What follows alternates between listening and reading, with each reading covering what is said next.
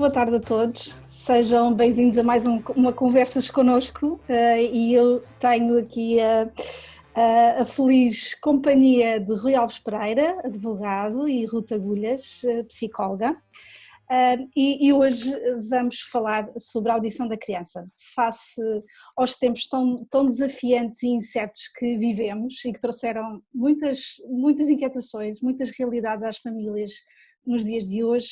De facto, urge refletir sobre boas práticas da audição das crianças para melhor protegê-las, cuidar dos seus interesses e assegurar o seu bem-estar. Queria dar mais uma vez as boas-vindas a todos os que nos estão a ouvir. Boa tarde, Rui, boa tarde, Ruth. Olá, boa tarde. Digam lá às pessoas. Olá, boa tarde a todos. Isto é muito estranho, mas estamos a ver. Muito bem. Eu desafiava os presentes, caso queiram participar com alguma questão, com alguma dúvida, que a coloque no chat ou no bate-papo. Temos aqui pessoas a perguntar-nos se não vão ter som nem vídeo. De facto, os presentes não, só os nossos convidados, mas poderão, por escrito, fazer-nos chegar as vossas intervenções. Então, vou começar por dar início a esta conversa e gostava de saber, Rui e Ruth, quais as vossas principais preocupações, de um ponto de vista psicológico e naturalmente de um ponto de vista legal, perante estas exigências, estes novos desafios à família e, ao mesmo tempo, também às limitações e restrições que os profissionais e técnicos tiveram na sua intervenção e na sua capacidade de resposta. Começávamos, se calhar, pela Ruth, pode ser? Primeiro as senhoras. Senhoras. Bem, então boa tarde a todos. Antes de mais, muito obrigada à Rede Apple por este convite. De facto, estávamos à espera de ter alguma adesão, mas não tanta, não é? Portanto, percebo que já temos 460 pessoas em sala, não é? O que é um bocadinho assustador, por um lado. A audição das crianças é uma questão que a mim, enquanto psicóloga, me tem preocupado desde há muito tempo, não é? Porque acompanho as crianças a tribunal enquanto perita, porque as acompanho do ponto de vista terapêutico e percebo o que é a ansiedade delas antes e o que é o feedback que elas dão depois, porque percebo que as famílias muitas vezes usam a audição da criança também como mais uma estratégia para tentarem conseguir aquilo que querem, manipulando a criança ou sugestionando, ou fazê-la sentir que o processo de audição é decisivo numa decisão de tribunal e, portanto, fazendo com que a criança vá para um tribunal com um peso gigante nos ombros de quem vai decidir ou tomar decisões, e também porque, ao contrário daquilo que efetivamente é a realidade, porque ser ouvida é um direito da criança que vem ouvida e a ser bem ouvida, e muitas vezes a mensagem que é passada à criança é que isto não é propriamente um direito, mas um dever, e enquanto dever isto traz aqui uma carga emocional grande e de facto as crianças sentem isto como um peso mais do que propriamente como uma salvaguarda dos seus direitos. E portanto foi com este enquadramento, percebendo também que para nós técnicos era difícil também preparar a criança para ir a tribunal, mas também de nada adianta tê-la bem preparada se quando chegamos lá não é bem ouvida, portanto isto não pode, são dois lados da mesma moeda, não é? E foi nesse contexto que começámos, e quando eu falo no plural, porque tenho desenvolvido alguma investigação e alguns materiais nesta área, sempre com a minha colega, a professora Joana Alexandre, no âmbito do ISCTE, do mestrado, e começámos a preocupar-nos muito com estas questões, portanto, por um lado, como preparar as crianças, a falta de materiais que temos, e daqui a bocadinho posso falar um pouco não só sobre o que já temos, mas sobre o que aí vem, porque há novidades que hão de surgir até ao final de 2021, no âmbito do projeto também com outros parceiros, e ao mesmo tempo a necessidade que sentimos também de dotar os vários técnicos, não só na área da psicologia, mas também da área do direito, portanto não só os advogados, mas também os juízes e os procuradores, de algumas competências para que de facto sejam conseguidas estas boas práticas e que as crianças efetivamente saiam, porque é isso que a literatura nos diz, saiam de um processo de audição a sentir-se valorizadas, ouvidas, gratificadas e que isso tenha um impacto positivo no seu bem-estar. Porque quando são mal ouvidas, a audição passa a ser uma revitimização, passa a ter um impacto negativo e deixa de ter um impacto positivo. E, portanto, eu acho que é, no fundo, tudo isto que nos levou a começar a pensar sobre isto, desde 2015, mais ou menos, de uma forma um bocadinho mais estruturada, até à data, sempre em articulação com as outras áreas, nomeadamente com a área do direito, porque são áreas indissociáveis neste campo, não é? Não podemos trabalhar de costas voltadas. Não sei, Rui, o que é que queres acrescentar? Antes de mais, primeiro eu estou de acordo contigo. Quero começar por, obviamente, também dizer a todos muito boa tarde. Obrigado por nos ouvirem. Também agradecer a Red Apple, na pessoa da Ana, por mais este convite. Bom, antes de mais, eu começo por concordar com a Ruth. Aliás, quando estamos aqui a falar da audição da criança e nas boas ou más práticas, se de facto existem más práticas, não é por existirem más práticas que devemos negar este direito desta criança. Temos é que melhorar, obviamente, as práticas, ponto número 1. E começo por sublinhar aquilo que de facto a Ruth disse. A audição da criança é um direito da criança, não é um dever. E a má prática tem sido em considerar como um dever. Portanto, dito de outra forma, se me permitirem, eu acho que quando estamos perante a audição da criança, em que ela está perante um tribunal, a primeira pergunta que deve ser feita a uma criança é se ela quer falar sobre o assunto ou não. E ela tem o direito de dizer que não quer falar sobre o assunto. E com isto quero dizer que está calculado o direito à participação da criança, dizendo ela que não quer falar sobre o assunto, apesar de ser um processo, obviamente, que diz respeito. Queria também acrescentar relativamente a isto, porquê? Porque, como disse a Ruth muito bem, nos dias de hoje temos assistido em que, de facto, há audições que são perversas, no sentido que são prejudiciais para as próprias crianças, e quando digo perversas não estou aqui a pôr em causa nenhum profissional em particular, mas tenho que o dizer de uma forma franca e com todo o respeito, essencialmente por força dos pais, que tendo conhecimento antecipado de que os seus filhos vão participar no processo, nomeadamente por força da presunção que está prevista na lei dos 12 anos em que são chamadas para a Conferência de Pais, obviamente que até à Conferência de Pais, que demora sempre algum tempo, estas crianças são, permitam uma expressão, marteladas até ao dia da conferência e chegam, obviamente, esse dia muito confusas. E por isso é que uma pergunta muito habitual que eu ouço nas gravações é, de facto, as crianças perguntarem à senhora magistrada, quer do Ministério Público, quer judicial, se os pais vão tomar ou não conhecimento daquilo que elas ali vão dizer. Bom, isto, eu gostava de começar por dizer isto, eu gostava também de começar por dizer que a audição da criança e a sua vontade tem sempre como limite o seu superior interesse, ou seja, aquilo que ela exprime, aquilo que ela expressa, melhor dizendo, não é decisivo para o tribunal, com certeza, é apenas mais um elemento que o tribunal deve considerar, tomando em consideração aquilo que ela exteriorizou, tomando em consideração que se a sua vontade é uma vontade genuína, é uma vontade aparentemente instrumentalizada, se estamos a falar de uma criança de 17 anos, que já é uma jovem, ou se estamos a falar de uma criança de 8 anos, tudo isto tem que ser obviamente apreciado. E só para finalizar, porque eu como sou advogado sou um bocadinho chato, não é? Porque as leis, só para quem não está aqui a ouvir, quando falamos da audição da criança, temos que ter presente, e os juristas essencialmente, temos que ter presentes os diplomas que regem esta matéria. Desde logo temos a norma normanda das crianças, que é a Convenção dos Direitos da Criança, que é o artigo 12º, como sabem. Temos a Convenção Europeia sobre o Exercício dos Direitos da Criança, que foi adotada em Estrasburgo em 1994, mas que Portugal apenas ratificou em 2014. Também nesta Convenção Europeia está prevista, obviamente, a audição da própria criança e também o direito a solicitar um advogado. Curiosamente, Portugal ratificou esta Convenção muitos anos depois. E é curioso ver que nesta Convenção estamos a abordar, nos dias de hoje também, uma nova concepção de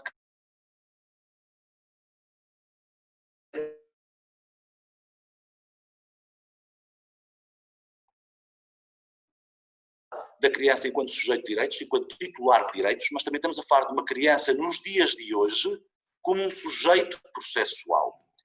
E isto está previsto, efetivamente, nesta própria Convenção, mas também não só nesta Convenção.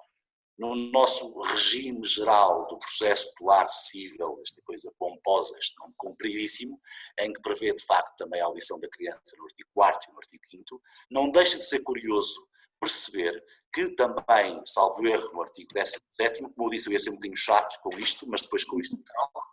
No artigo 17º, penso eu, salvo erro, está previsto que a iniciativa processual, no que diz respeito a processos de crianças, pode ser pela própria criança com mais de 12 anos.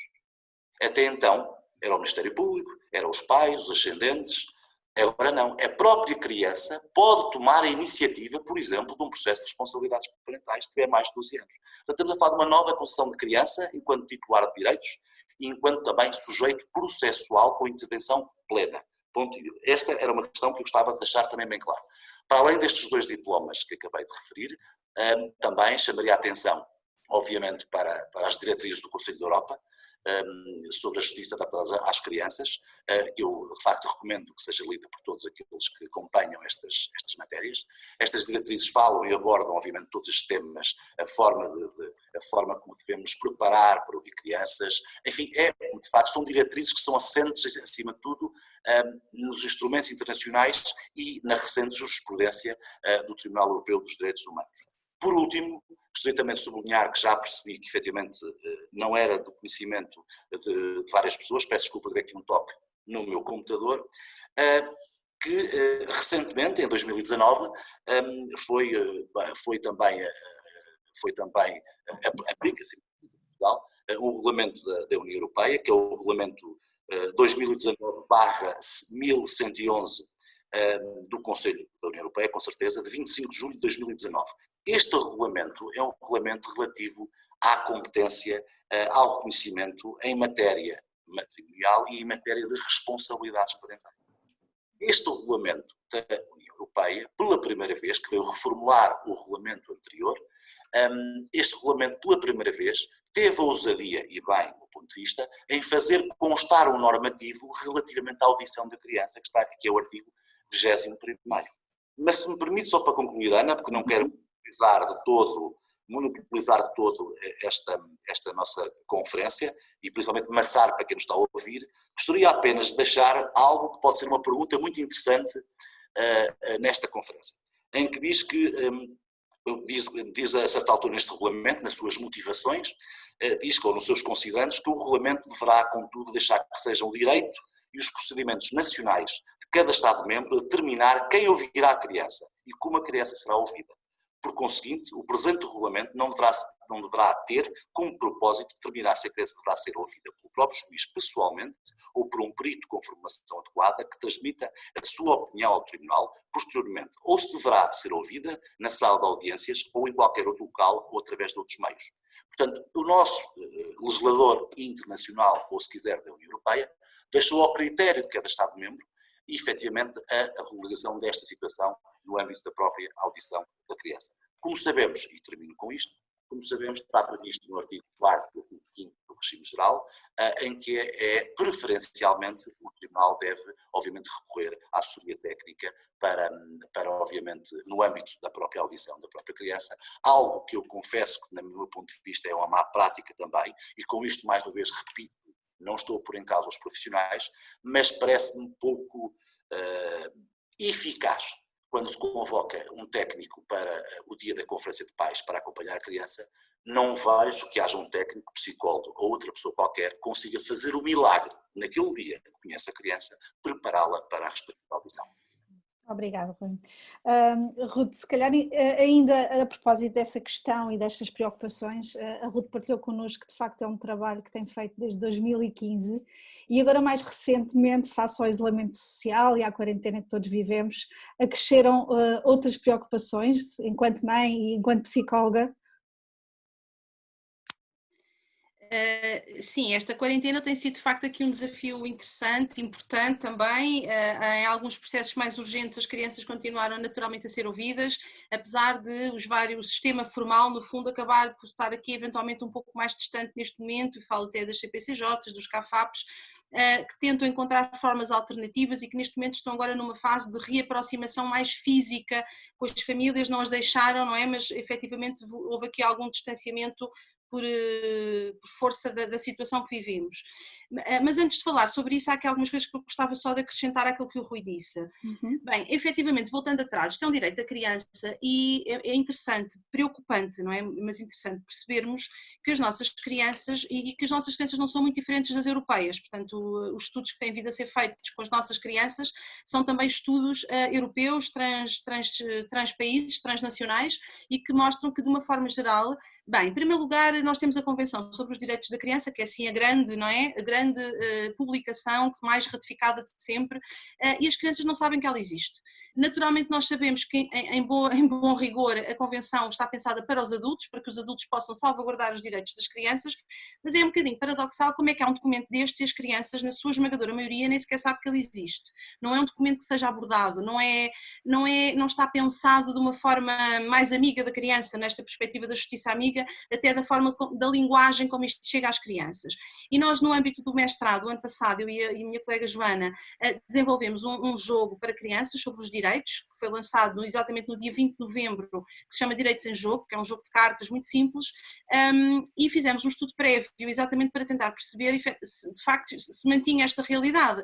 E infelizmente confirmamos que sim, que é a maior parte das crianças tem alguma noção que tem direitos, mas depois quando perguntamos que direitos são esses, as respostas são invariavelmente em redor dos direitos básicos. Eu tenho direito a ir à escola, tenho direito a ter comida, tenho direito a ter roupa, tenho direito a ter eventualmente uma família, algumas crianças referem a questão da família. Desculpa interromper, estão aqui a pedir para repetir o nome do jogo. O nome do jogo. É Direitos em Jogo. É Direitos em Jogo, da editora Ideias com História. Obrigada. Meu, da minha colega Joana Alexandra e uma aluna do mestrado que envolvemos no jogo.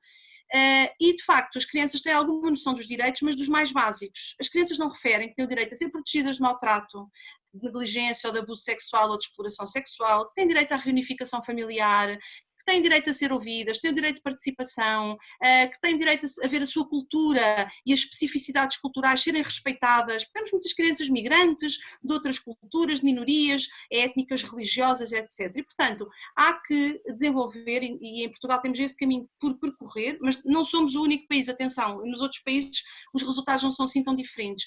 Há que percorrer este caminho de sensibilização das crianças sobre e para os seus direitos, porque as crianças também só podem perceber que os seus direitos não estão a ser salvaguardados, não é? E protegidos pelos adultos, a quem compete essa proteção, se tiverem a noção que aquilo é um direito seu. Portanto, se eu nem sequer tiver a noção que é um direito, eu não vou conseguir perceber, olha, este meu direito está a ser violado. Não, porque eu nem sequer percebo que é um direito, não é?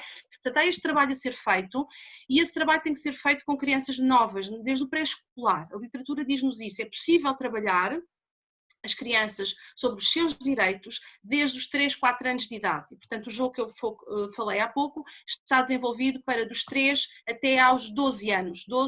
14. Portanto, temos uma faixa etária grande, naturalmente com materiais distintos, não é? Com atividades distintas.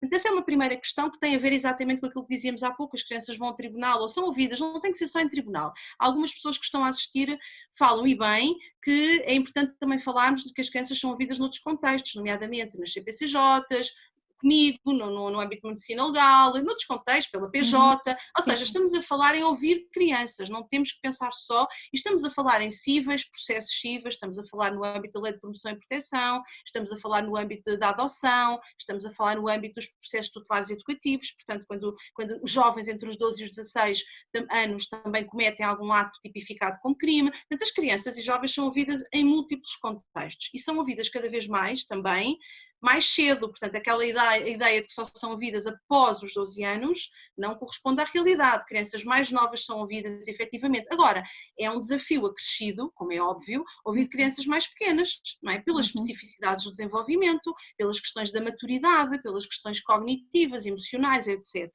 E portanto, e estas são também as preocupações de quem ouve, não é? Nomeadamente não só os técnicos dos vários contextos, mas também os juízes e procuradores. Nós temos colaborado muito com o SEG, com o Centro de Estudos Judiciários, onde fazemos formação todos os anos nesta área, vai ser agora em junho, por exemplo, e temos feito alguma investigação também em recolher aquilo que são as percepções dos magistrados judiciais, aquilo que são as dificuldades que eles sentem. E aquilo que eles nos dizem é que as dificuldades que eles sentem são quais? São acima de tudo 3. Como é que vão conduzir uma entrevista, ou seja, qual é que é a estrutura, porque uma entrevista para ser bem conduzida tem que ter um princípio, um meio e um fim.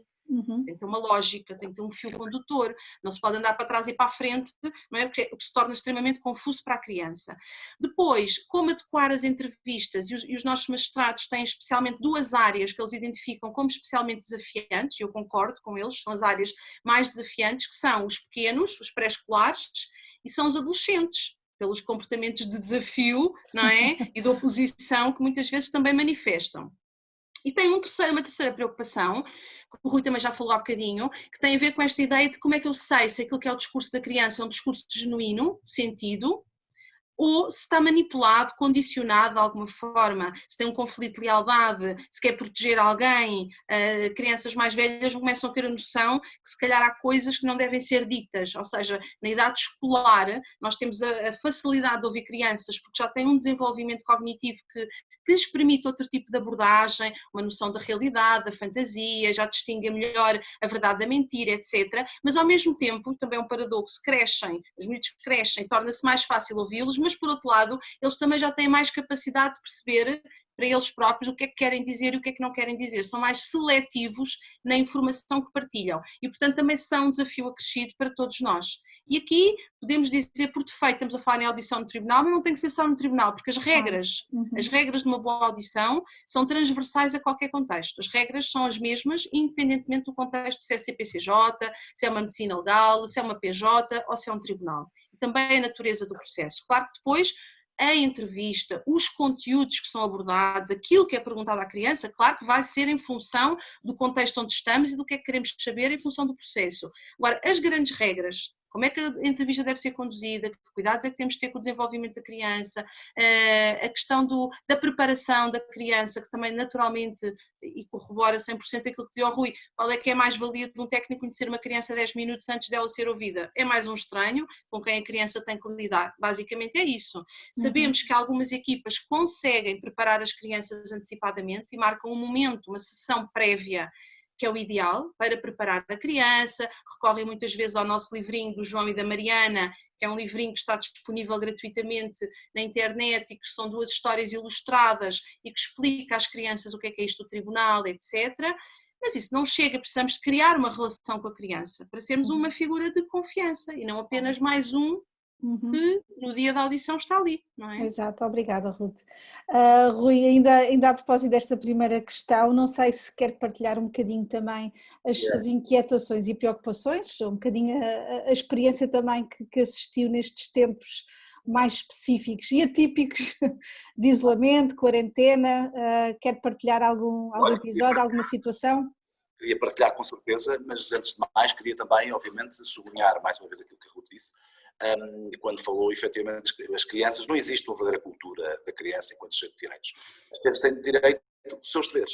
Eu também tive a oportunidade durante alguns anos de fazer enfim, a contactar com crianças e jovens, perguntando-lhes se sabiam quais eram os seus direitos, não, sabiam os seus deveres. E sabiam que podiam ser presidentes da República a partir de uma certa idade, portanto eles têm noção de deveres, não têm noção de direitos. E para criarmos uma cultura de direitos, como dizia a Ruth muito bem, tem que haver formação nessa matéria. Como eu disse há pouco e no início da minha intervenção, devem ser dos poucos sujeitos de direitos que não conhecem os seus direitos. E mais uma vez retomo aquilo que é recomendado pela União Europeia, que fala na necessidade, enfim, que vai um bocadinho ao encontro daquilo que a Ruth também falou há pouco do livro, em que se lançou para, de facto, dar um bocadinho a entender às crianças, dar a perceber às crianças os seus direitos, que de facto a União Europeia recomenda que faça parte da componente escolar a formação sobre direitos de crianças e jovens. Portanto, ter se quiser, como se diz no meu tempo, uma disciplina que, para além de educação física, trabalhos manuais, porque não formação sobre direitos de crianças e jovens, existe na componente escolar.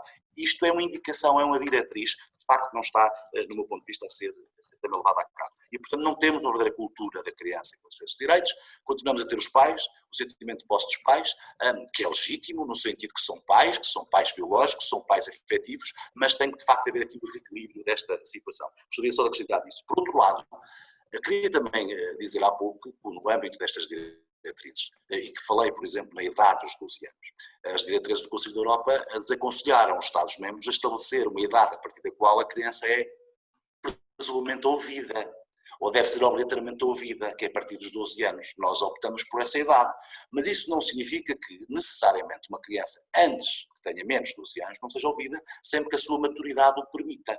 Assim como podemos estar perante uma criança de 12 ou 13 anos que não tenha maturidade para ser ouvida e não poderá ser ouvida. Bom, isto tem que ser casuisticamente. A nossa lei apenas determina uma presunção. A partir dos 12 anos, à partida, esta criança poderá efetivamente ser ouvida. Por outro lado, deixa-me lançar também outra questão, em complemento daquilo que a doutora Ruth estava a falar, que é o acompanhamento desta criança. Infelizmente, eu digo isto com pena, mas por um lado também me congratulo, com o facto de, perante estes processos que são essencialmente emocionais e não têm nada de racional, nem nada, muitas vezes, nada de jurídico, e por isso é que eu sempre defendi uma cultura de cooperação interdisciplinar, aliás, que está patente e presente hoje no regime geral do processo de lar civil, com a intervenção da assessoria externa, é que, de facto, estamos perante crianças que já, por força da separação dos pais, estou aqui a limitar-me, obviamente, a falar dos processos de lar civis, mas tudo aquilo que a doutora Ruth disse há pouco, no âmbito de processos de lar civis, também se aplica nos processos no âmbito da Comissão de Proteção, do lar educativo, etc. As regras são precisamente as mesmas. Bom, as regras, ou pelo menos a prática deve ser a mesma. Pergunto muitas das vezes se estas crianças, que eventualmente, por força da ruptura dos pais, apesar de eu achar que os pais é que talvez merecessem um acompanhamento, mas muitas vezes elas estão a ser acompanhadas por um psicólogo ou por uma psicóloga, pergunto-me a mim próprio por que razão, quando é no âmbito de um processo, é promovida ou é determinada essa audição da criança, porque é que esse psicólogo que já acompanha a criança poderá ser entendida como pessoa de sua confiança, ou poderá ser a pessoa que o tribunal poderá também indicar para que acompanhe a criança e que ajude o próprio tribunal a ouvir, como é o tema da nossa própria conferência. Bom, agora respondendo à sua questão, em termos de pandemia é difícil responder, porque andamos assim um bocadinho todos muito confinados, mas efetivamente estamos perante uma nova realidade. Uma nova realidade que temos que conviver com ela, uma nova realidade que deve nos preocupar, temos preocupados muito enquanto adultos, porque estamos confinados, porque somos pais, porque somos profissionais. Não nos podemos esquecer também que as nossas crianças tinham as suas rotinas, tinham as suas brincadeiras, tinham as suas atividades e não estão a ter.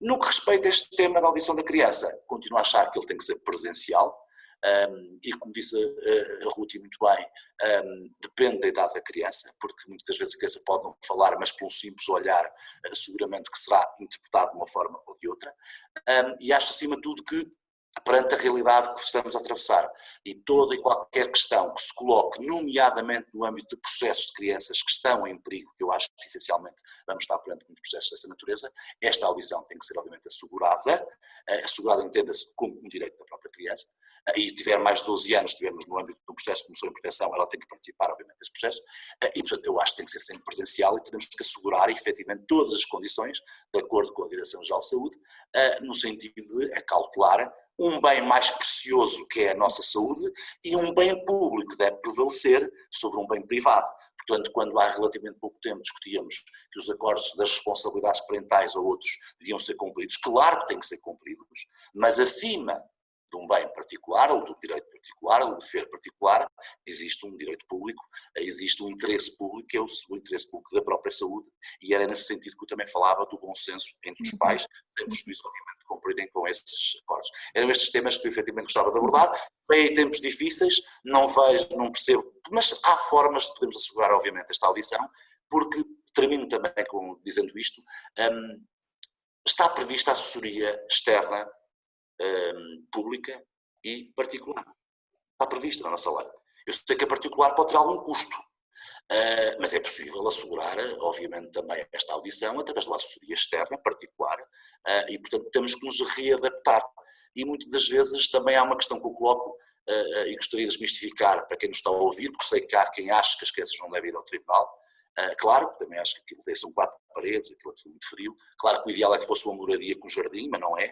E, portanto, acho que as crianças, de facto, desmistificam hoje muito esta realidade e acho que temos que criar novas condições. Quando a criança não pode ir ao tribunal, por que razão o tribunal não vai ter com a criança? Desculpem dizer isto de uma forma um bocadinho utópica, mas é uma nova realidade, é algo que, de facto, também devíamos pensar, nomeadamente para calcular o efeito de surpresa de uma eventual audição da criança, quando ela, de forma a que ela não esteja, e eu tive esse caso prático, em que já agora também termino desta forma, no âmbito de uma conferência de pais, em que os pais muito falavam sobre aquilo que o seu filho dizia, o pai dizia que a criança dizia uma coisa, a mãe dizia que afinal dizia outra, e o tribunal aquele dia perguntou: onde é que está o vosso filho? Está na escola. Então muito bem, vamos ouvi-lo hoje, vamos mandá-lo buscar.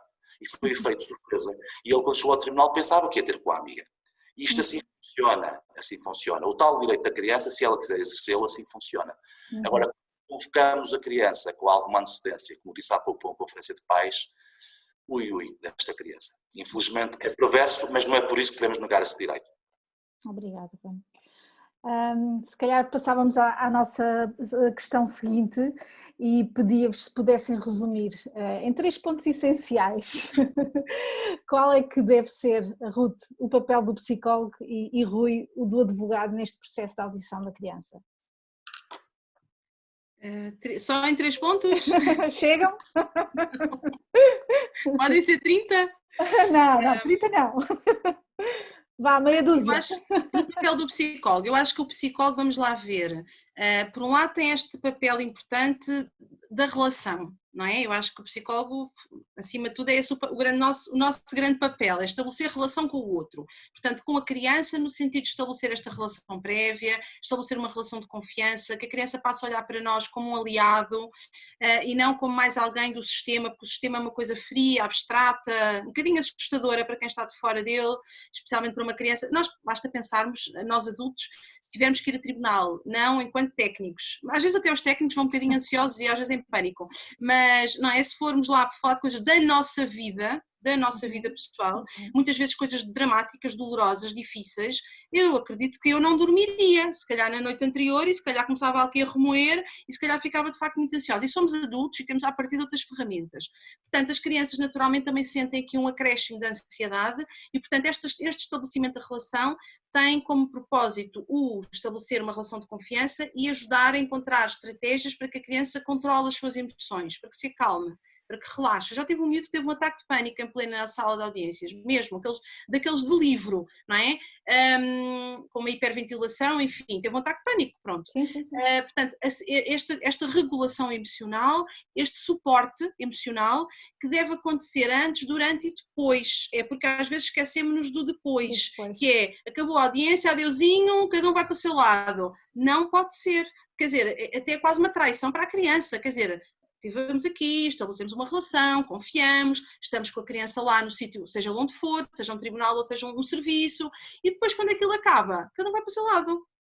Não há espaço para a criança também dizer como é que se sentiu, o que é que correu bem, o que é que correu menos bem, o que é que tem receio que possa vir a acontecer, ou o que é que gostava que acontecesse, ou seja, dar espaço para a criança também ventilar e esta continuidade. Eu acho que aqui o psicólogo, que às vezes não é psicólogo, pode ser um técnico até apresentar área social, que muitas vezes também faz este acompanhamento das crianças, mas que tem que ter aqui uma linha, um fio condutor, não é aparecer na vida da criança para desaparecer logo a seguir e às vezes nunca mais o veem ou veem daqui a imenso tempo, não é? Portanto, eu acho que o papel do psicólogo é este por um lado e por outro é de auxiliar quem conduz a entrevista, quem conduz a audição, porque muitas vezes a audição é conduzida, lá está, pelos magistrados, pelo juiz, pelo procurador, que sabemos que têm necessidade de mais formação nessa área, porque cada um tem a formação que tem, não é? No seu pelouro e nas suas especificidades, mas eles são os próprios a admitir que sentem essa necessidade, então que deem espaço ao técnico para ajudar no sentido de co-conduzir a entrevista se necessário for,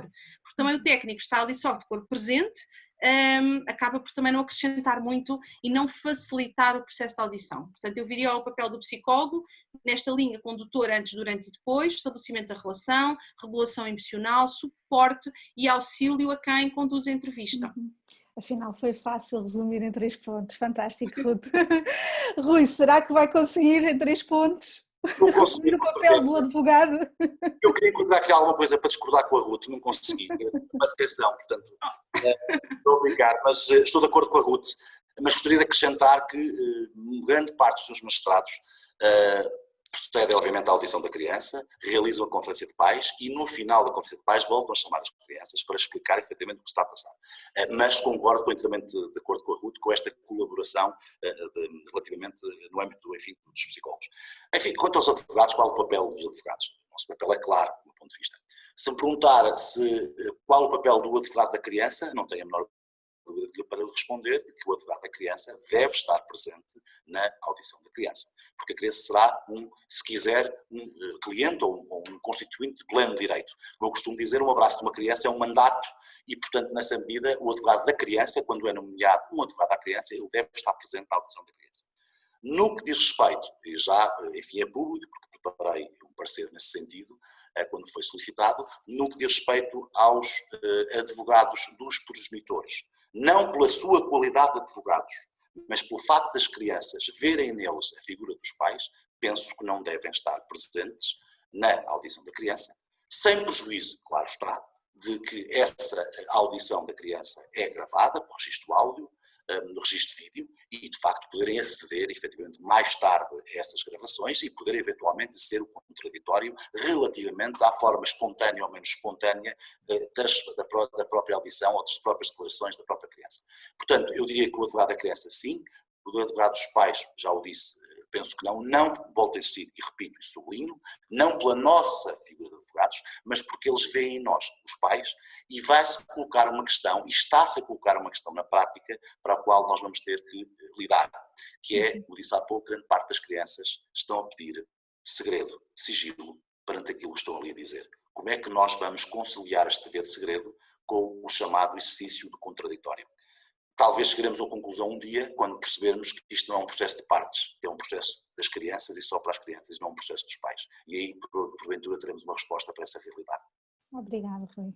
Uau, que sintéticos, muito bem. Então, se calhar também de uma forma resumida e focando-se nos aspectos mais essenciais, Ruth, como é que devemos preparar uma criança para ir a tribunal e como é que se devem conduzir as entrevistas? Portanto, podemos ficar aqui até à meia-noite, claro. Certo? Ok. Em 6 pontos. Bem, pronto, as crianças devem ser preparadas com tempo, portanto, já falei no livrinho do João e da Mariana. Aqui algumas coisas, sim. Pronto, o João vai a tribunal, que é para crianças mais novas, mais ou menos aí a partir dos 6 anos, isto é BD, portanto é ilustrado, tem banda desenhada, que ao contrário é o livro, a história da Mariana, que é para crianças um bocadinho mais velhas, portanto tem as duas histórias, estão ambas disponíveis, eu já pus no chat o sítio onde as pessoas podem ir buscar gratuitamente. Só que estes materiais são importantes, é muito engraçado, os juízes dizem-nos, nós vemos logo quando é que os miúdos já conhecem o João e a Mariana, portanto nota-se, eles vêm mais preparados, mais conscientes, porque há coisas que são difíceis de explicar a uma criança pequena. Qual é a diferença entre um juiz e um procurador? Se calhar a maior parte de nós tem dúvidas em discriminar, não é? O que é beca, o que é toga, o que é o microfone, o que é isto do técnico, a questão do segredo, a questão das limitações da confidencialidade, o próprio setting, enfim, tudo isto tem que ser explicado e nós sabemos que tudo o que é estratégias, tudo o que são estratégias lúdicas são sempre mais fáceis, não é? De chegar às crianças. De qualquer das maneiras nós temos ainda uma lacuna, e remetendo aqui para aquilo que eu dizia há pouco do projeto que nós temos neste momento em curso, há uma lacuna que nós temos. Nós não temos materiais ainda desenvolvidos para crianças, por exemplo, pré-escolares, que não tenham competência da leitura, mesmo a história do João pressupõe alguma competência de leitura, portanto pensamos nela para a partir dos 6 anos, não temos materiais para crianças cegas, para crianças surdas, para crianças com necessidades educativas especiais, e se formos a ver bem, estas crianças de facto não vão ao tribunal. Eu em 22 anos de prática profissional, nunca acompanhei, nunca tive nenhuma criança, por exemplo, muito com estas dificuldades a ser ouvida em tribunal. Não sei se o Rui já acompanhou, se já viu alguma criança cega, surda, muda, ser ouvida em tribunal. E estas crianças têm menos direito do que as outras, porque não comunicam da forma como nós comunicamos e, portanto, nós temos que pensar na adaptação dos materiais para estas crianças. E este é um dos objetivos, neste momento, da Comissão Nacional Promoção dos Direitos de Proteção das Crianças e Jovens, este nome gigante, juntamente com o ISCTE, e aqui o ISCTE sou eu e a professora Joana Alexandre, e uma outra equipa da Católica, que é a Lockframe, estamos neste momento a desenvolver um projeto conjunto e o objetivo é desenvolver e testar materiais específicos para facilitar não só a preparação da criança, como também a própria condução da audição. E estes materiais, temos aqui um foco importante, que é de serem muito também pensados para crianças com estas dificuldades ao nível da comunicação.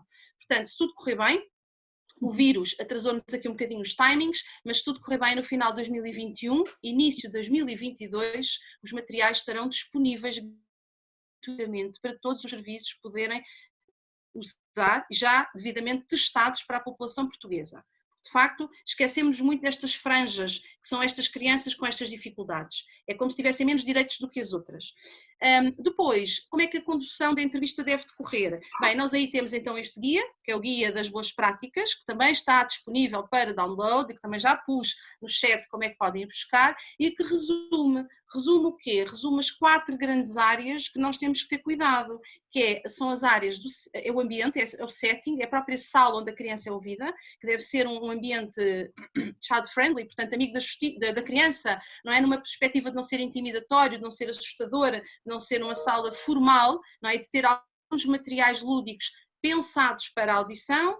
Temos o cuidado que temos que ter em conduzir a entrevista de uma forma sistematizada, com um fio condutor, com um princípio, meio e um fim. Eu gosto sempre de dar o exemplo da ampulheta. Pensem numa ampulheta, a ampulheta é larga, depois é fininha, depois é larga outra vez. A entrevista deve seguir a lógica da ampulheta, ou seja, nós começamos a entrevista de uma forma aberta, estabelecendo uma relação, explorando questões do desenvolvimento, no fundo, dando espaço para conhecer aquela criança, depois afunilamos, a parte estreitinha da ampulheta é o cerne da entrevista, seja ele qual for, pode ser uma suspeita de um maltrato, de um abuso, pode ser um litígio parental, não interessa, e depois terminamos de uma forma aberta, também resumindo, dando espaço à criança para fazer perguntas, para fazer questões, sendo que a entrevista tem regras que devem ser clarificadas à criança, a criança pode dizer que não sabe, que não se lembra, que tem dúvidas, pode fazer perguntas, pode dizer que não percebeu o que nós dissemos, porque às vezes os adultos usam palavras, não é, que as crianças ficam assim sem saber o que é que aquilo quer dizer, mas depois estão intimidadas, também não têm coragem de dizer que não perceberam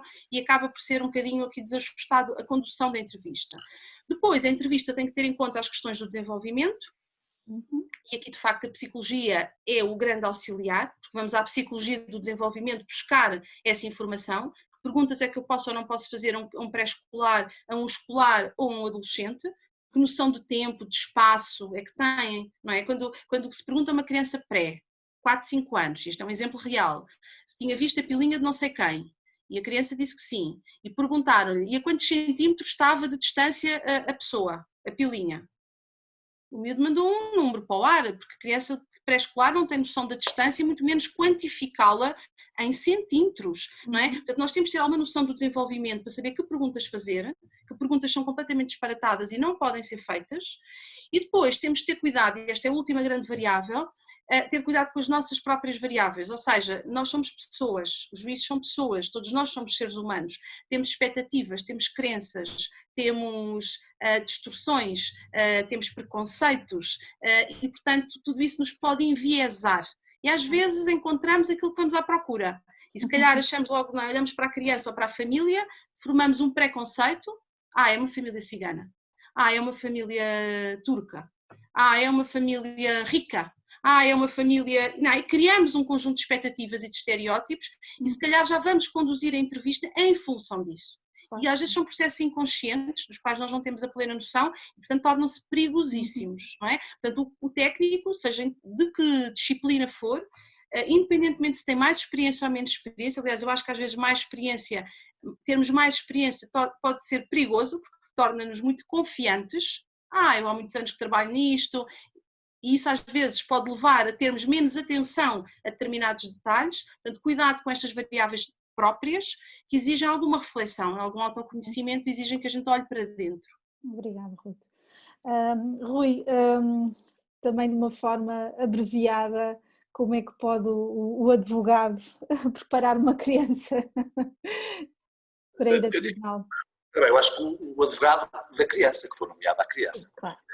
Da criança. Antes de mais, obviamente, ter a capacidade de, primeiro, porque estivemos aqui hoje, estivemos só a falar na audição da criança, no direito a que ela tem de ser ouvida, mas também existe outro tipo de direitos que é o direito à informação, portanto, a criança tem direito a ser informada.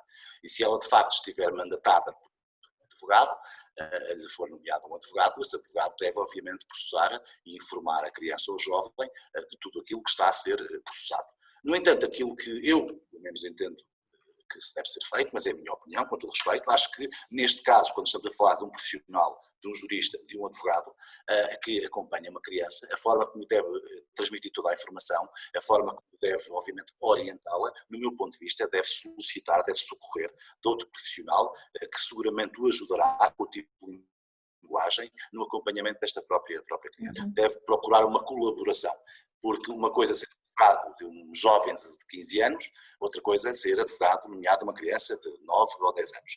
Sendo que, como está também previsto na lei, uma criança com mais de 12 anos quer em qualquer processo, e agora nos processos das responsabilidades parentais, porque no âmbito de promoção e proteção isso era uma realidade, mas no âmbito das responsabilidades parentais, uma criança com mais de 12 anos pode solicitar um advogado. E nessa medida, como devemos preparar uma criança para a sua audição como advogado da criança, e efetivamente era responder às questões, estar lá para ouvir, e qual a melhor forma de defender uma criança é, estando presente nessa audição e sendo advogado dessa criança, é de facto verificar que estão asseguradas todas aquelas condições que eu escuso de repetir e que foram muito bem descritas, inventariadas pela doutora Ruth, o ambiente informal, não hostil, explicar à criança a razão por que ela está lá, enfim, todos esses costumes e toda essa realidade que também está prevista, e portanto eu acho que uma advogada da criança sim, é assim que devemos nos comportar e acima de tudo devemos nos auxiliar com outros profissionais, faço nesse sentido, procurar obviamente alguma ajuda quando obviamente posso não estar a interpretar muito bem essa própria realidade, e é um bocadinho isto. Muito bem. Ruth, já adiantou aqui de alguma forma a próxima questão, mas consolidando aqui um bocadinho melhor, de que forma é que as nossas crenças ou expectativas ou outras variáveis que já mencionou por parte do entrevistador podem influenciar a audição da criança?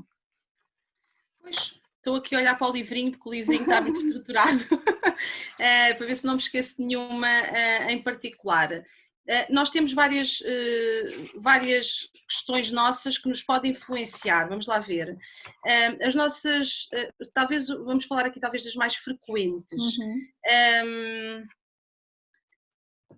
Por exemplo, há uma com a qual eu me identifico bastante e que tenho sempre muita preocupação em não cair nesse erro, que é a chamada heurística da disponibilidade. O que é uma heurística? As heurísticas são atalhos, ou seja, nós todos somos bombardeados com informação, é muita coisa, não é? O nosso computador mental tem que arrumar a informação de alguma maneira e a informação vai sendo organizada em função também daquilo que são as categorias. Quando me aparece um caso, vamos imaginar um caso de regulação parental, de divórcio, em que os pais não se entendem.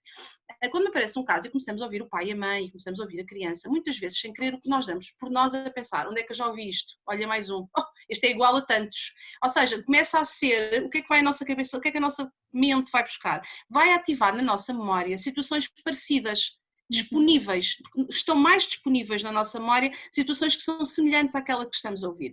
Qual é o perigo desta heurística, deste erro? É eu deixar de olhar para aquela situação como única, aquela família não é igual a mais nenhuma, é única, ponto, e não cair no erro de alguma forma achar que tem muitas parecenças com outras, não é? E começar a olhar para ela perdendo essa especificidade. Não é? Essa é uma questão importante e é muito perigosa quanto mais experiência nós temos, porque quanto mais experiência nós temos, mais casos parecidos nos vêm à memória, estão disponíveis na nossa memória, não é? Portanto, esta é uma heurística que eu acho que aqui a experiência pode ter este efeito paradoxal. Depois os preconceitos, não é? E as expectativas associadas aos preconceitos. E muitas vezes, atenção, nós temos preconceitos e achamos que não temos. Muitas vezes, eu não sou racista. Eu não tenho preconceitos contra a comunidade cigana. Eu não tenho preconceitos contra famílias que vêm da Ásia ou de países árabes. Não são todos terroristas. Mas isso é a sua forma racional a falar. Mas pode ter, de facto, preconceitos e nem sequer ter a noção que os tem. E eles manifestam-se de uma forma subtil. Ora, quando eu vou receber uma família, e qualquer técnico eu acho que já passou por isto, e qualquer advogado, qualquer profissional, eu acho que passa por isto, que é, imagina que nós recebemos um processo e lemos o processo antes de conhecer as pessoas. Nós ainda nunca as vimos, nunca as ouvimos, e lemos o processo e ficamos logo com uma ideia na cabeça. Fazemos um juízo sem querer sobre aquelas pessoas. No outro dia estive a ler um processo de uma miúda, uma adolescente, ainda não conhecia a miúda, eu estava a ler o processo e a pensar, esta miúda vai-me bater. Esta miúda já criei aqui uma imagem de uma miúda super agressiva. Não era nada, era super tranquila, super meiga, mas a forma como vinha descrita no processo fez com que eu a juizasse dessa maneira. Ora, se eu olho para alguém já a pensar que, ou já com uma pré-ideia, provavelmente isso vai condicionar a forma como eu vou entrevistar, a empatia que eu vou manifestar, a forma como eu vou desenvolver a audição. Portanto, tudo isto são variáveis nossas que vão condicionar o processo e, portanto, temos que ser, de facto, o mais isentos e objetivos possível, mas é um exercício que requer treino diário, não é nenhum comprimido que nós tomamos e que, de repente, ficamos objetivos. Não, eu acho que isto requer um treino diário. Da mesma maneira como nós temos nos processos, muitas vezes, famílias muito diferenciadas. Agora deixei de ver a Ana a mexer-se.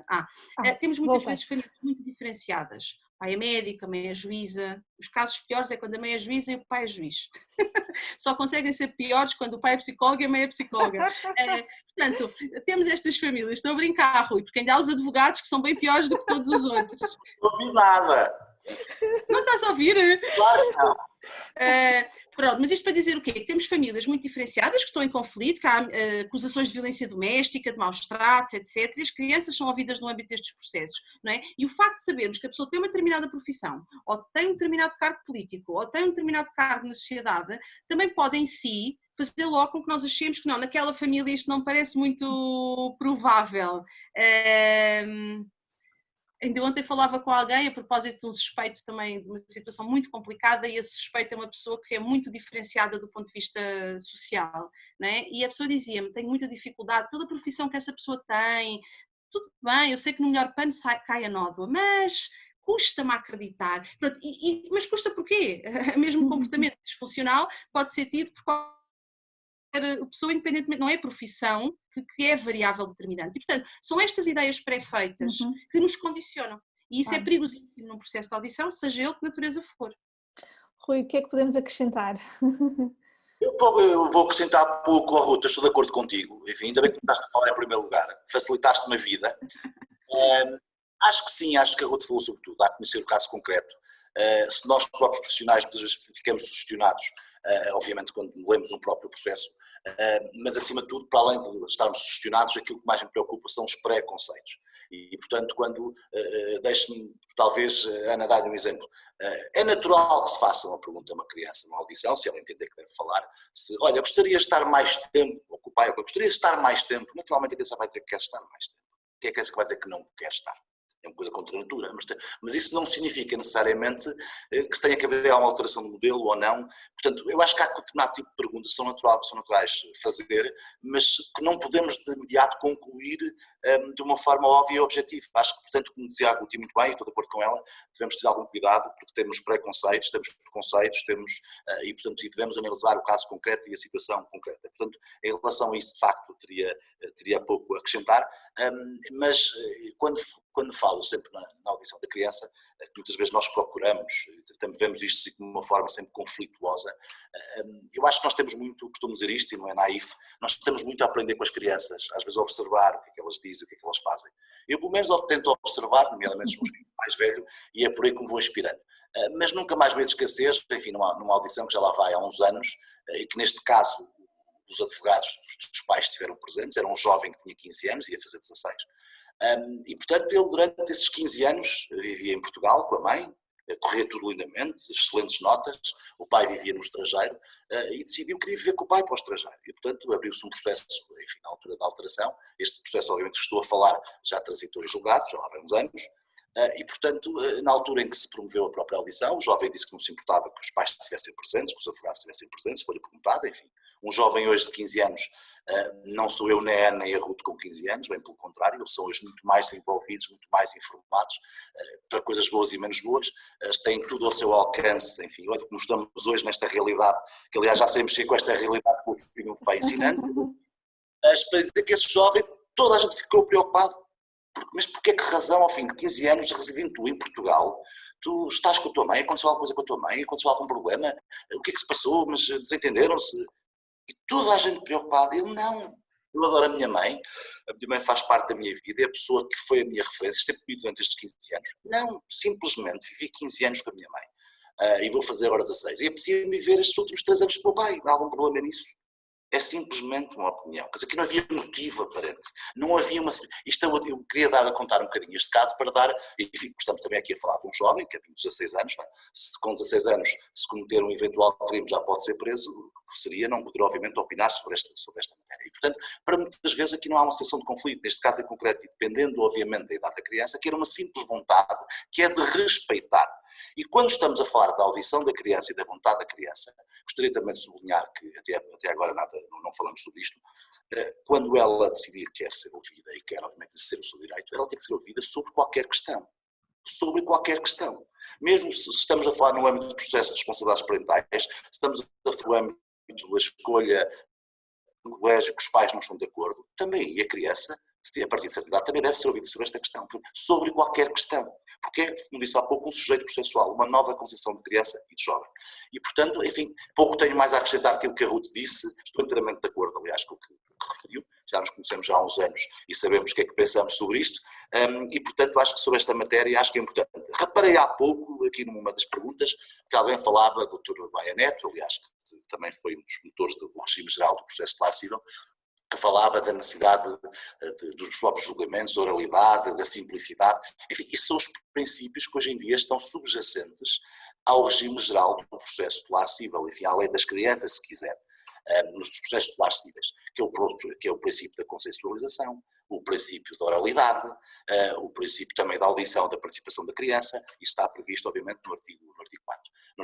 E, obviamente, devemos, e acima de tudo, o que eu registro como mudança neste regime geral do processo tutelar civil, onde está prevista, de facto, a audição da criança, é que é um regime, tudo ele, virado para o consenso. É um regime virado para o consenso e é um regime que é um bocadinho, digamos, um olhar da própria criança, em que se cria um determinado tipo de situações, seja pela mediação familiar, que aqui hoje não se falou, seja pela própria mediação técnica especializada, seja pela assessoria externa, encontra-se aqui estão previstos muitos mecanismos de forma a encontrar o consenso antes de alcançarmos, efetivamente, essa fase final indesejável, que é de facto o julgamento, que obviamente antes da alteração da lei era algo que decorria logo a seguir à conferência de pais quando não havia acordo, e nos dias de hoje não é assim. De facto é o princípio da consensualização, é o princípio da oralidade e acima de tudo é o princípio da simplificação do próprio processo. Isto é um processo, gostaria também de dizer isto e aproveitar este momento como jurista, isto é um processo de justiça voluntária e as pessoas muitas vezes confundem o processo de justiça voluntária de que tudo pode ser feito no processo. Não, o processo de justiça voluntária diz apenas respeito quanto ao poder de decisão do próprio tribunal, na decisão final, na recolha de prova. Mas estes processos têm regras e esse direito adjetivo, esse direito processual, tem que ser cumprido, a tramitação tem que ser cumprida, não pode ser olvidada, porque, enfim, salvo se estiver previsto na própria lei. Portanto, não se confunda um processo de justiça voluntária de que se pode fazer tudo, de que, deixa-me dar-lhe um exemplo, Ana, de repente imagine que há um pai que promove um requerimento de relação de responsabilidades parentais, e o tribunal entende, não preciso de conferência de pais nenhuma e, portanto, decreto já este regime. Não, está prevista que é a conferência de pais a seguir. E esta tramitação tem que ser cumprida. A justiça voluntária, isto mal comparado, isto é à vontade, mas não é à vontadinha. Portanto, temos que ter noção, e eu estou a falar, obviamente, para os juristas, em particular, que acham que se pode fazer tudo nestes processos. Não pode. Tem uma tramitação. A justiça voluntária está prevista, os seus princípios da justiça voluntária estão previstos no Código de Processo Civil e, portanto, é a liberdade de decisão do próprio tribunal, são critérios de equidade, de oportunidade e, portanto, mas tem regras e essas regras têm que ser cumpridas. Muito bem. Ruth, já quase a terminar esta conversa, que desafios acrescidos devemos ter em consideração para nos adaptarmos às especificidades do desenvolvimento infantil? Pronto, essa é uma questão, eu estava aqui a ver as perguntas e os comentários do chat, e essa é uma das questões, entre outra, que eu queria aqui salientar, porque alguém falava das questões da capacidade cognitiva, de quando uma criança fala, não é só a capacidade cognitiva que nós temos de ter em conta, porque a criança pode ser cognitivamente bem desenvolvida, sem qualquer déficit, mas pode não ter maturidade emocional, pode não ter desenvolvimento social, moral, portanto o desenvolvimento é visto nestas várias dimensões e portanto não é porque a criança diz eu quero A ou quero B, ou quero isto ou quero aquilo, não interessa, ok, tem um desenvolvimento cognitivo normativo, que nós dizemos, bem, então se a criança percebe aquilo que está a dizer, portanto, vamos seguir aquilo que ela diz. Naturalmente que não é assim, portanto há uma metáfora importante, esqueci-me há pouco de dizer isto, eu acho que é importante. Há uma metáfora que eu uso, que eu acho que faz sentido, que é a audição da criança é uma peça de um puzzle. Isto é tudo um puzzle e nós sabemos, um puzzle tem muitas peças, é uma peça importantíssima a criança e a audição dela, mas não é, o puzzle não se resume a uma peça. Portanto, e quem vê o puzzle é quem toma a decisão final, não é a criança de todo. E também não sou eu e também não é o advogado. E portanto são estas várias partes que se juntam e que permitem ao decisor, de facto, tomar uma decisão que possa à partida salvaguardar o melhor interesse daquela criança, mas é com acesso ao puzzle. E às vezes nós técnicos temos acesso a uma parte do puzzle e criticamos a decisão quando só temos acesso a uma parte desse puzzle. E, portanto, também é importante ter aqui algum cuidado, porque o puzzle é mais do que aquilo que às vezes nós conhecemos. Depois há aqui uma educadora de infância que fez uma pergunta muito relevante, ver com o papel difícil em que às vezes as escolas e os equipamentos de infância ficam, porque os pais acabam por levar para a arena, não é? O conflito é levado para a escola e eu é que sou encarregado de educação e o outro pode vir buscar e o outro não pode, e a madrasta também já não pode, mas se for a avó já pode, e as escolas ficam aqui no meio destes conflitos sem saber muito bem como é que os vão de gerir. E é importante que as escolas também percebam que esta questão, o que é que são as questões de particular importância, portanto tem a ver com a decisão da escola e tem a ver com a inscrição, que a figura do encarregado de educação é uma figura importante, mas que não retira direitos ao outro progenitor, e a própria lei, agora estou aqui armada em jurista, não é esse o meu papel, mas pensarmos no estatuto do aluno, fala exatamente sobre os direitos e deveres do encarregado de educação ou dos progenitores, portanto a figura de encarregado de educação não exclui o outro progenitor, seja ele quem for, até porque às vezes o encarregado de educação é uma avó, às vezes até por questões de residência, os pais dão moradas falsas, certo? E dão a morada da avó, da tia ou da prima para conseguir aquela escola, mas depois na prática os pais até são outros, não é? Portanto a figura do encarregado de educação não lhe dá todos os poderes ao ponto de poderem dizer à escola eu não permito isto ou eu não permito aquilo. E a escola tem que ter também presente que ambos os pais têm o dever de informação, que o Rui falou há pouco, tem o dever de informação. Uma escola não pode negar-se a receber um pai ou uma mãe e dar-lhe informação. Os pais têm direito a saber as notas, têm de saber o comportamento, têm direito a saber a integração. No limite até podemos dizer, este pai ou esta mãe nem sequer tem convívios com a criança, por alguma razão, um processo qualquer está a decorrer. Mas o direito à informação, o direito que ele tem sempre. E, portanto, as escolas também têm que se salvaguardar e quando tiverem dúvidas, questionem, eu acho que devem questionar ao Ministério da Educação, não é? De facto, qual é que poderá ser aqui a melhor atuação do equipamento de infância. Também havia aqui uma questão, Ruth, desculpa interromper, na escolha da escola, a partir de que idade deveria ser ouvida a criança? Eu vou já responder a isso, Ana. Desculpe. Eu digo. Não, senão a Ruth aqui um bocadinho ocupa o espaço. Já... Não, eu estou de acordo contigo. Acho que levantaste duas questões que eu também tinha reparado aqui do senhor educador que tinha falado sobre isso. Estou muitas vezes constatar que há um conflito entre os pais e não há nada regulado. Bom, se vamos perante uma situação em que há algum constrangimento para a própria criança e sentem que a criança está desconfortável com esta situação, deve obviamente sinalizar esta criança, se assim entender, porque muitas vezes falamos que as crianças estão em perigo ou estão em risco e achamos que só os pais e os profissionais, não, qualquer pessoa pode sinalizar ou pode denunciar junto de uma comissão que depois apreciará se efetivamente está em perigo ou não. Primeiro aspecto. Segundo aspecto, queria dizer o seguinte, temos de distinguir aqui duas questões, que têm sido de facto algo que, enfim, alguns colégios não têm, penso eu, não têm tido conhecimento mais aprofundado do ponto de vista jurídico. Primeiro, uma questão de particular importância, como a Ana referiu também, como a Ruth referiste muito bem, Ruth, uma questão de particular importância passa por a escolha de um colégio ou do equipamento de infância, e isso é uma questão de particular importância que deve ser por comum acordo dos pais. Ou seja, nenhum dos pais pode decidir unilateralmente essa questão. Bom, a não ser em casos excepcionais, em que exista de facto que existem as responsabilidades parentais exclusivas, que já não são em certos casos muito pontuais. Portanto, assim sendo, tem que haver acordo entre os progenitores. E muitas vezes vejo que há determinado tipo de entidades que aceitam a inscrição promovida por um dos progenitores sem assegurar que o outro concordou. Ora, eu gostaria de dizer que está previsto na lei a possibilidade de um progenitor se poder opor a essa inscrição. Não, eu sei que não é uma forma razoável de resolver a questão, porque essas questões devem ser resolvidas entre pais e, como último recurso, nos tribunais e não perante o próprio colégio, porque cria uma situação, obviamente, constrangedora. Segundo lugar, também são, enfim, é o que me diz a prática, que muitas vezes os pais proíbem o outro progenitor de ir buscar, ou a familiar do outro progenitor, ou o avô, ou a nova pessoa com quem está. Portanto, a lei quanto a isto é muito clara. Dos colégios não tem que ter dúvidas nenhumas. A nossa lei é muito clara, no número 4 do artigo 1906 do Código Civil. Os atos da vida corrente de uma criança podem ser exercidas pelo progenitor que está com ela ou por delegação. Pode delegar. Portanto, o ato de delegar a pessoa de confiança para ir levar o seu filho ao colégio ou ir buscá-lo pode ser delegado a outra pessoa. Não precisa ser necessariamente o pai ou a mãe. E, portanto, quando existem estas proibições de que não pode ir buscar, que não pode ir levar, efetivamente o que eu penso que neste caso deve ser feito, e muitas vezes o colégio também pode ter esta responsabilidade, é que perante esta situação há aqui algo que nós nunca nos podemos esquecer, e com isto termino, há aqui um representante por excelência das crianças e dos jovens. Ou seja, que é o Ministério Público, que existe e que está nos nossos tribunais.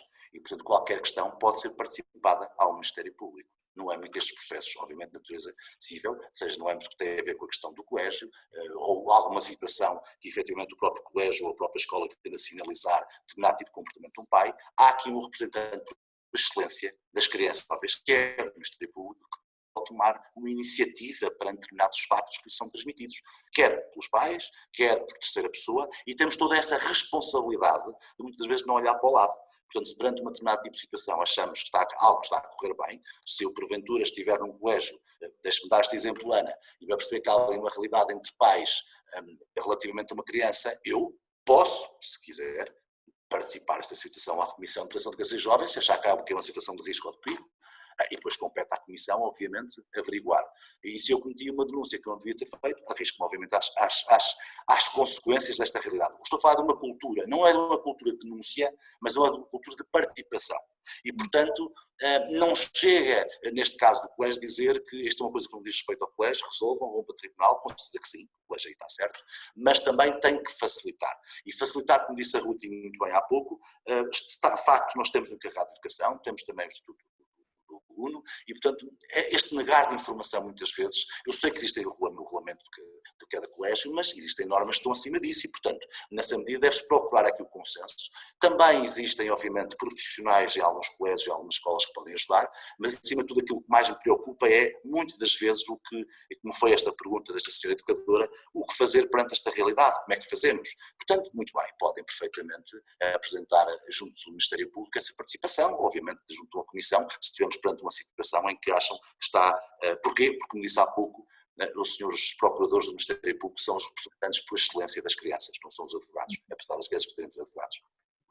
Ruth, quer acrescentar alguma ideia ainda a propósito destas questões? Não, eu acho que isto está claro, foi falado aqui no chat a questão do risco, a questão do perigo, quem é que pode sinalizar, eu acho que está a ficar claro de facto quais é que são aqui os diferentes papéis das entidades de primeira linha, quando é que surgem as CPCJs, o que o papel que as escolas enquanto primeira linha têm também de estar atentos e porque são por excelência os serviços de grande proximidade das crianças e não é por acaso que estamos todos muito preocupados nesta pandemia, não é? Porque de facto criou-se aqui um afastamento das crianças deste local por excelência onde elas são muito visíveis e esta questão também do que é que diz o próprio Ministério da Educação, já partilharam aqui também um link, mas de facto há normas e há, acima disto tudo, no limite, como dizia o Rui, portanto vamos colocar a questão a quem direito, não é? Portanto, e vamos tentar perceber o que é que se passa. A figura do encarregado de educação, quero acreditar, porque sou talvez um bocadinho utópica, mas quero acreditar que daqui a uns anos esta figura vai ter que ser repensada, porque deixa de fazer sentido na sociedade atual esta ideia de um encarregado de educação com todos os conflitos que isso traz acrescidos. Sim. Portanto, eu acho que aqui, desculpa interromper, Ruth, a preocupação está muito assente nesta realidade de conflitualidade entre os progenitores, particularmente em situações de separação ou divórcio, não é? São sempre obstáculos que os pais se deparam na instituição escola. Sim. Está aqui uma pessoa a perguntar se qualquer dos pais pode informar a escola os dias em que o menor está com os seus cuidados, delegar em terceiros. Esta delegação de ir pedir à avó, ao companheiro ou companheira para ir buscar ou levar a criança é considerado um ato de vida corrente, certo, Rui? E, portanto, a própria lei prevê isso. Eu tenho essa competência, eu posso delegar em terceiros. Porque é levar à escola ou é ir buscar à escola, não é delegar em terceiros, sem outro enquadramento, que a criança vai fazer uma viagem para o estrangeiro ou que a criança vai mudar de cidade, aí já estamos a falar de questões de particular importância. Portanto, sim, sabemos que muitas vezes as escolas são confrontadas com estas questões, porque vai lá o encarregado de educação e escreve, só pode vir buscar a pessoa A, B e C, não é? E do A, B e C fica excluído, por exemplo, a nova companheira do pai. E até há um dia que vai a nova companheira do pai, a escola fica num dilema. E, portanto, estas questões têm que ser pensadas antes, até onde é que, de facto, vão estas competências do encarregado de educação ou tem uma decisão judicial ou um acordo provisório que seja, que diga que, de facto, a pessoa A, B ou C podem, ponto, e as outras não podem, não é? Ou então esta questão da delegação à partida, por defeito, está garantida, não é? Coisa, vou perguntar se os mestrados... Diz-me, desculpa. Quer dizer, coisa bem diferente também para não parecermos bem interpretados, coisa bem diferente que é algo de facto que é salutar e que também tem que existir, que é da parte dos próprios colégios, das próprias escolas, terem uma lista de cada um dos pais de saber quem são as pessoas que podem buscar os seus filhos. Isso é uma coisa completamente diferente. Portanto, aqui tem que tomar conhecimento de quem são os familiares, quer dizer, porque não se entrega uma coisa a qualquer pessoa. Mas isso é uma coisa completamente diferente. A existência dessa lista é uma coisa, a possibilidade de delegar é outra, completamente diferente. Ou seja, quer um pai, quer uma mãe, como ato de vida corrente, pode delegar esse ato de levar a criança à escola e buscar numa terceira pessoa e, portanto, não podendo o outro só opor, salvo se é demonstrar que há aqui algum perigo nesta delegação, o que muitas vezes é difícil demonstrar. Obrigada. Bem, e agora sim, para terminarmos, Ruth, gostaria que desse aqui alguns exemplos de perguntas bem e mal formuladas nesta audição à criança. Antes disso, falta-me o termo, tem que dar resposta àquilo que a nossa querida Sandra Feliciano, da CPCJ, me pede aqui no chat, sobre o papel, não posso ignorar esta mensagem, não é? Portanto, o papel que os professores têm nesta fase de pandemia. Nós sabemos que os miúdos estão mais distantes, mas ainda assim há momentos, os chamados momentos síncronos, não é? Que é quando eles estão em aula em tempo real. E aqui há alguns indicadores que por vezes as crianças dão e que devem ser devidamente tidos em conta. Uma criança que sistematicamente não liga à câmara, que está sempre com problemas de internet e que portanto começa a ser uma criança que tem uma alteração muito significativa no seu rendimento, uma criança que tem um semblante diferente, que tem uma cara diferente e portanto também aí é importante que o professor possa ver a sua face. Também queria fazer aqui sensibilizar todos os pais que possam estar aqui, porque também sei que algumas famílias são elas que não querem que os miúdos liguem a câmara para proteger a privacidade. Por exemplo, eu estou aqui no meu escritório e vocês estão a olhar atrás de mim, veem livros, fotografias, pronto, não tenho nada a esconder, não é? Mas efetivamente há aqui uma parte da minha privacidade que está exposta. E há pais que já me disseram, não, sou eu que digo para ele não ligar a câmara, porque eu não quero estar à vontade e não quero agora andar aqui em casa e as pessoas correr o risco de nos estarem a ver. Pronto, e isso é extremamente desajustado na medida, então escolham um sítio da casa mais privado onde só tenha uma parede branca atrás, mas para que as crianças possam dar a cara, para que os professores possam ver a cara dos alunos. Porque se um professor que conhece, e nós estamos no terceiro período, portanto os professores à partida conhecem minimamente bem os seus alunos, que percebe que esta criança ou jovem está muito diferente desde que esta pandemia começou, que a cara é outra, que o olhar é outro, que o sorriso é outro, se calhar pode tentar um momento fora da aula, não é? Sentar em grupo de turma e tentar perceber o que é que se passa. Olha, notei-te triste, achei que os teus olhos estavam tristes, notei-te preocupado, percebo que não entregas os trabalhos e tu não tinhas esse padrão, o que é que se passa? Não é? Portanto, os professores têm aqui mesmo um papel fundamental de serem aqui um bocadinho os interlocutores de excelência que são. Pronto, respondido ao pedido muitíssimo pertinente da Sandra, o que é que a Ana me tinha perguntado? Exemplos de perguntas mal feitas e mal feitas. Exato. E bem feitas. Então, mal feitas, vamos lá ver. Mal feitas são todas as perguntas que não têm em conta quem é aquela criança, por um lado, em termos do desenvolvimento. Já dei alguns exemplos. Sim. Perguntar tempos, perguntar datas, perguntar distâncias, tamanhos, coisas que de facto a criança não tem capacidade para responder. Perguntas também difíceis de enquadrar, ou seja, portanto, erradas, serão aquelas perguntas em que de alguma forma depositam na criança o peso da decisão. Não é? Eu sei que teoricamente já não se pergunta à criança de quem é que tu gostas mais e com quem é que tu queres ficar. Teoricamente. Na prática, esta pergunta continua a ser feita de uma forma um bocadinho diferente, com alguma subtileza, mas isso transporta para os ombros da criança um peso muito grande. Portanto, eu acho que todas as perguntas que não respeitam questões do desenvolvimento, por um lado, ou colocam perante a criança, em cima da criança, o peso da decisão, são claramente perguntas proibidas. Pronto, não é evitar, é proibidas. Obrigada. Rui, que podemos acrescentar este rol de boas perguntas e perguntas que não são assim tão boas ou proibidas?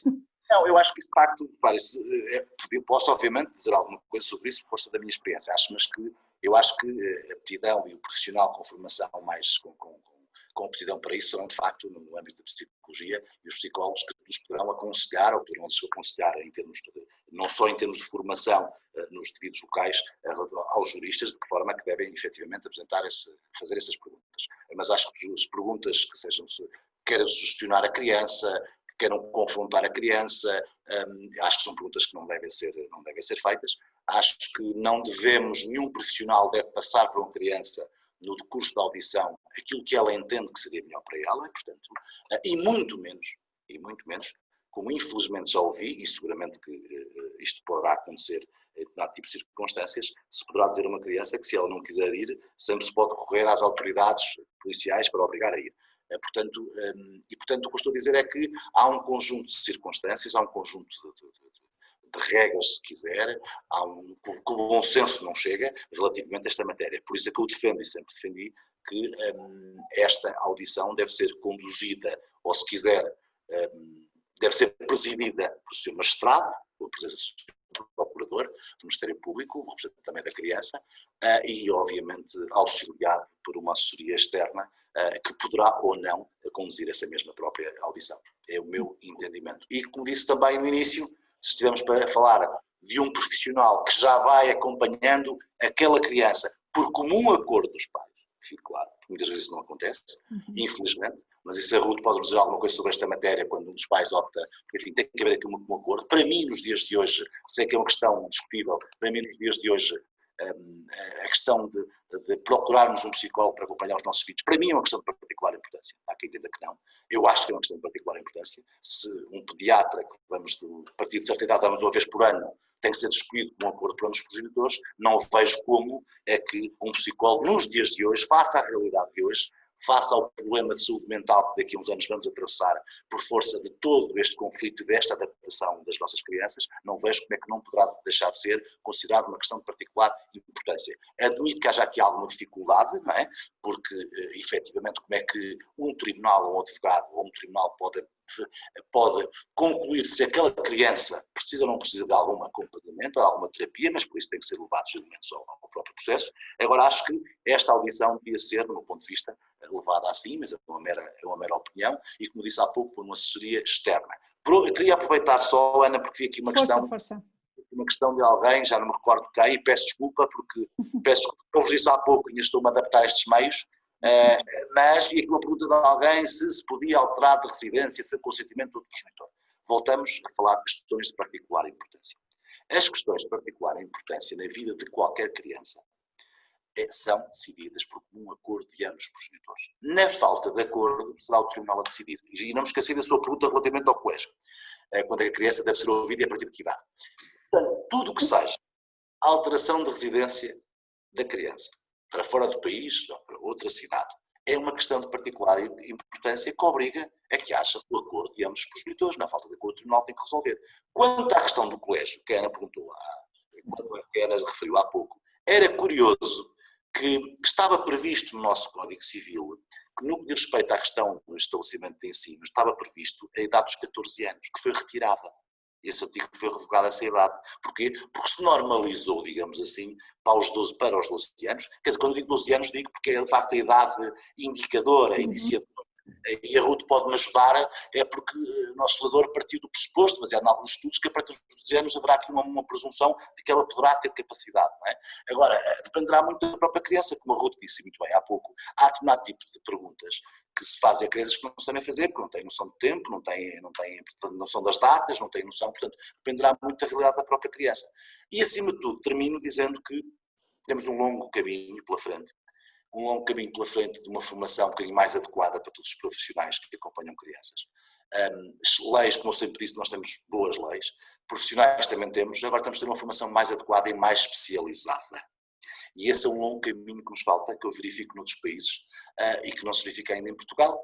Ou seja, há de facto excelente formação nos centros judiciários, excelente formação na ordem dos advogados. Agora, de facto, havia de haver aqui uma componente para esta especialização que passa não só esta formação, que ela existe, já na realidade existe, mas que passa, e muito bem que existe, que passa não só pela sua formação jurídica, como formação também noutras áreas. Mas enfim, era só para responder àquela questão, Ana. Exato. É uma questão de particular importância e, portanto, tem que haver acordo entre ambos os progenitores. Muito bem. Então perguntaria, Ruth e Rui, coisas. querem acrescentar mais alguma ideia? Sim, tendo em conta os comentários das pessoas que eu estou sempre a tentar ler, porque eles são tantos, que uma pessoa se está 3 segundos sem olhar para o ecrã já perdeu. Duas coisas, alguém falava nas aulas síncronas no pré-escolar. Também pode acontecer, eu conheço muitas crianças de pré-escolar que têm aulas síncronas, com os pais ao lado. Olha, uma ótima forma de observar a interação das crianças com os pais, porque aí a criança tem mesmo que ter o pai ou a mãe ao lado, não é? Porque temos de crianças de 3 e 4 anos. Portanto, há muitos jardins de infância que estão a adotar também, não, claro, não é todos os dias, mas sim, cá em casa isso acontece. Pronto, isso é muito importante. Segundo, a questão do psicólogo ser uma questão de particular importância ou não. Nós, na Ordem dos Psicólogos, eu digo nós porque faço parte do Conselho Jurisdicional, não estou aqui enquanto Conselho Jurisdicional, mas tenho que alertar para o parecer número 39 da Comissão de Ética. Se vocês forem à página da Ordem dos Psicólogos Portugueses, vão onde a Comissão de Ética pareceres, e tem imensos. O 39 é exatamente sobre estas questões de qual é que deve ser a atuação do psicólogo na falta do consentimento de ambos os progenitores ou de quem tem a guarda de facto da criança, porque isso de alguma forma salvaguarda-nos a todos, porque efetivamente primeiro estar a acompanhar ou avaliar uma criança à revelia do outro progenitor, quando o outro progenitor também exerce as responsabilidades parentais, é considerado suficiente para que esse psicólogo tenha um processo disciplinar, porque nós temos que tentar esgotar todas as formas e tentar chegar ao consentimento de ambos os pais. Não podemos estar a avaliar crianças e a fazer relatórios, pior ainda, que depois são usados nos processos de tribunal e de repente o outro progenitor toma conhecimento daquele acompanhamento ali no momento em que recebe o relatório no processo, para além de que o psicólogo está a avaliar e a ter apenas acesso a uma parte da realidade. Em situações de graves, em que eu sinto, o psicólogo sente, alguém dizia há bocadinho, situações muito preocupantes, até de perigo. Bem, então se é uma situação de perigo, aí o psicólogo tem que pensar, se eu não consigo o consentimento do outro, mas eu acho que esta criança está em perigo, de, sei lá, ideação suicida, automutilações, coisas mais graves, efetivamente eu posso tentar de alguma forma justificar dessa maneira o avançar sem o consentimento do outro, mas então eu tenho que sinalizar aquela criança, aquele jovem, está em perigo, não é no gabinete do consultório que se resolve o perigo. Portanto, psicólogos tenham isto em conta, parecer 39, pais e técnicos tenham também em conta este parecer 39, para que no fundo não aconteça aquilo que eu sei que acontece muito, que é o pai ou a mãe que vem ter connosco, não, mas eu não quero que o outro saiba, mas eu quero que avalie sem o outro, não é? E faça-me um relatório para o processo. E tudo isto são comportamentos de manipulação, ponto. E no limite o psicólogo tem um processo disciplinar porque tem mesmo. Uhum. E isto é bom que fique muito claro. Ana, eu gostava de aproveitar agora aqui, também vi aqui uma pergunta, enfim, com todo respeito, também penso eu que é aqui da Marta Martins, que fala um bocadinho, muito obrigado pelos vossos esclarecimentos, no entanto, enquanto mãe, peraí que agora perdi a mensagem, enquanto mãe profissional de educação, ainda acho que não devemos, ou melhor, devemos culpar as crianças, não as respondem em tribunais, nomeadamente em casos de divórcio silencioso dos pais. Claro que sim, era o ideal, de facto, elas não fossem expostas. Desculpa interromper, Rui, de facto tínhamos aqui outra questão que reforçava isso, não é? Se será perverso e prejudicial a audição da criança em situações de elevada conflitualidade interparental? Eu acho que é mais perverso, obviamente que respeito, obviamente, a opinião da Marta, o ideal seria efetivamente não, das crianças não necessitarem de ir a tribunal e de haver um acordo. Aliás, eu gostaria de referir há pouco, quando abordei o recente regulamento de 2019 da União Europeia, que houve ali um certo retrocesso, se repararem no artigo 21 e também lá no considerando 39, que a lei diz que o direito da criança não é um direito absoluto e que em certas situações pode não se ouvir a criança, nomeadamente quando há acordo entre os pais. Parece-me que há aqui um certo retrocesso por parte no âmbito deste regulamento, ou seja, quando há acordo entre os pais pode ser que seja dispensável esta audição. Mas enfim, temos que obviamente perceber agora como é que se vai, para onde se vai direcionar a jurisprudência, obviamente, do Tribunal Europeu dos Direitos Humanos, se alguma questão for colocada.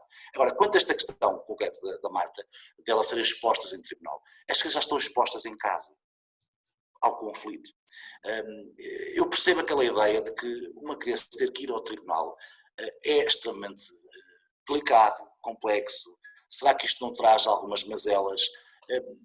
Ou seja, eu acho que esta realidade ela já vivencia em casa e é muito mais violenta. Os danos invisíveis aí são maiores. A Ruth aqui pode-me ajudar. Aliás, as crianças quando vão ao próprio, são as próprias crianças que já desejam ir ao tribunal. Quando digo que desejam é para chegar lá e dizer, meus pais que parem, estou farto disto, meus pais que parem, para ter um fim a isto, quer dizer, não, eu percebo aquela ideia de que devíamos poupar as crianças, entre aspas, a esta exposição ao conflito, mas elas já estavam expostas ao conflito dentro de casa. Elas estavam expostas ao conflito, porque elas absorvem tudo. Tendo 4, 5, 10 ou 12 anos, absorvem.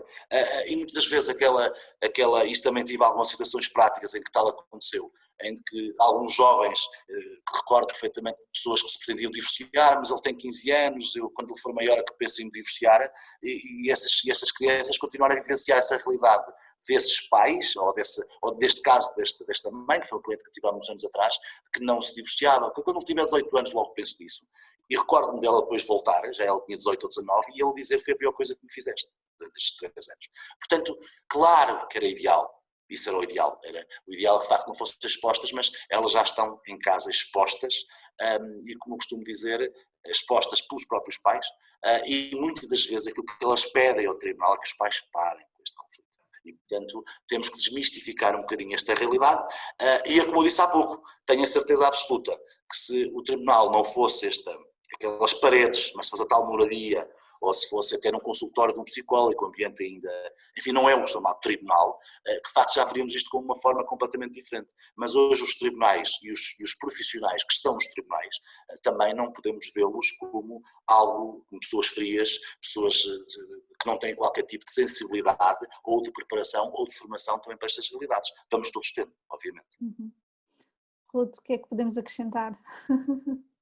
Eu acho que é muito isto, quer dizer, temos que desmistificar esta ida a tribunal, porque de facto quando as crianças são ouvidas e bem ouvidas, os sentimentos que elas trazem de lá às vezes é de alívio, são sentimentos positivos, e isto também a literatura diz-nos isto claramente: alguém me ouviu, afinal a minha voz importa, alguém me quer ouvir, mesmo que aquilo que aconteça não seja exatamente aquilo que eu queria, mas a decisão é considerada mais justa, no fundo há maior equidade na percepção da decisão final, porque teve em conta aquilo que a criança sente, pensa, quer ou não quer.